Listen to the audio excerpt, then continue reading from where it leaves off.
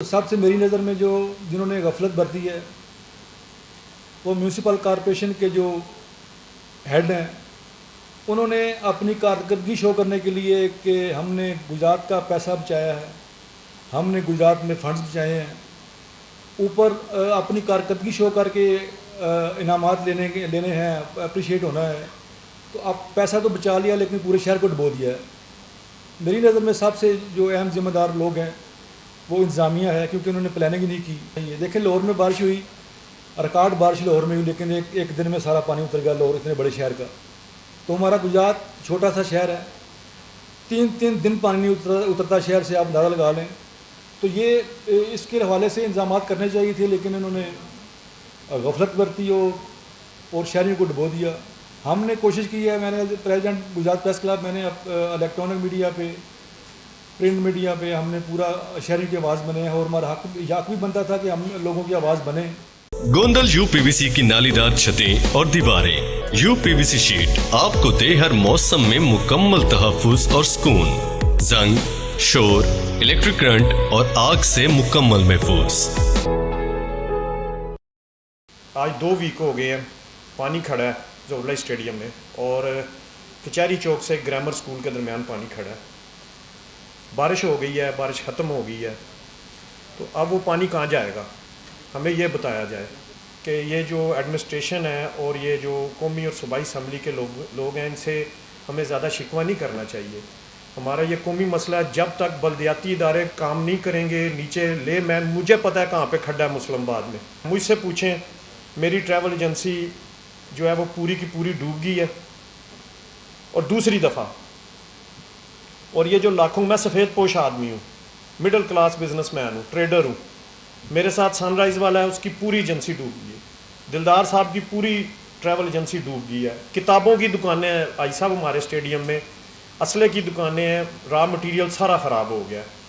تو اب ہم کس سے بات کریں؟ دوسرا یہ کہ میں یہ نہیں سمجھتا کہ ساری کی ساری ذمہ داری ان کی، ہم شہری بھی ہیں، ہم بھی جو سارا کچھ اٹھا کے سیوریج میں ہی پھینکتے ہیں، ہم سارا گند سیوریج میں پھینکتے ہیں، ایٹ لاسٹ رزلٹ یہی نکلتا ہے کہ سیوریج خراب ہو جاتے ہیں۔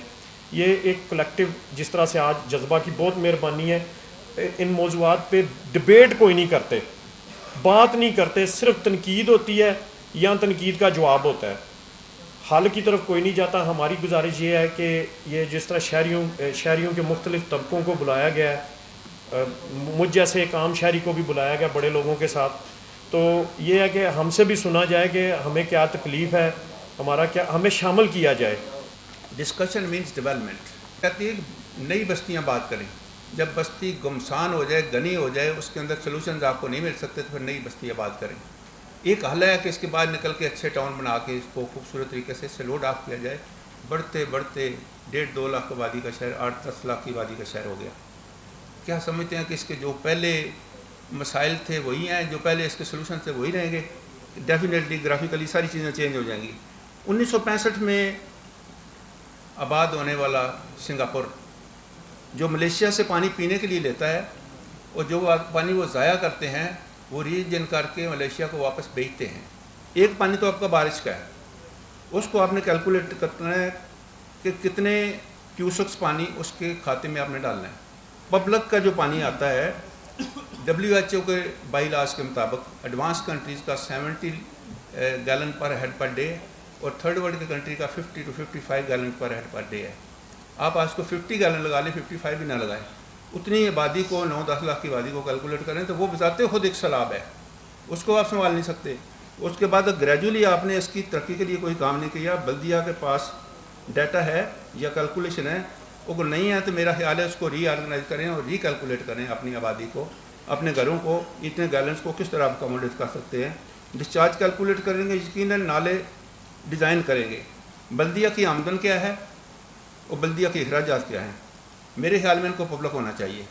پبلک ہو تو لوگوں کو پتہ لگے کہ پروفیشنل بیٹھیں کہ اس کے لیے کون کون سا پروجیکٹ اس خرچے سے ہم مزید لانچ کر سکتے ہیں۔ فوری بندوبست ہم کیا کر سکتے ہیں؟ نالے صاف کریں، RCC چھتیں نالوں سے توڑیں، ریموو کریں، پرانے نالوں کی ڈال تیز کریں، اگر ممکن ہے تو گریڈ ان کا بنائیں، تمام غیر قانونی تعمیرات کرائی جائیں، PE شاپر پر قانوناً پابندی لگائی جائے۔ کچرا ڈسپوزل کے لیے نزدیک ترین محلوں میں کنڈی کچرے بننے چاہیے، بلدیہ کی ذمہ داری ہے۔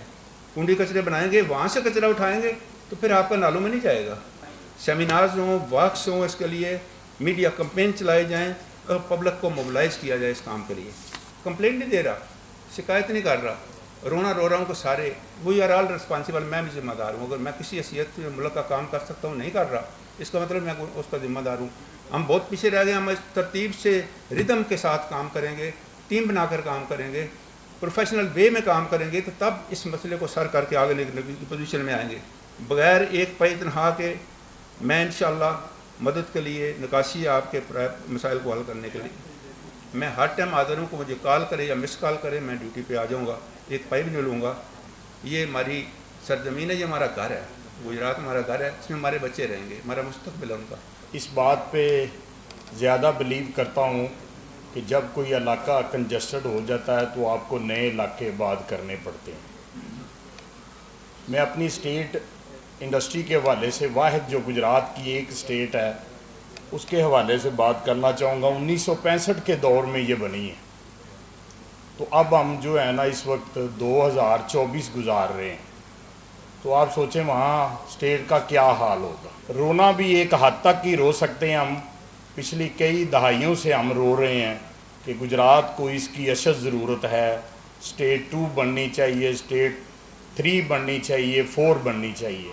हम आज अगस्त के महीने में हम ये डिस्कस कर रहे हैं, हमारे लीडरान हैं, हमारे सियासतदान हैं, हमारे ब्यूरोक्रेट सब हैं यहाँ पे।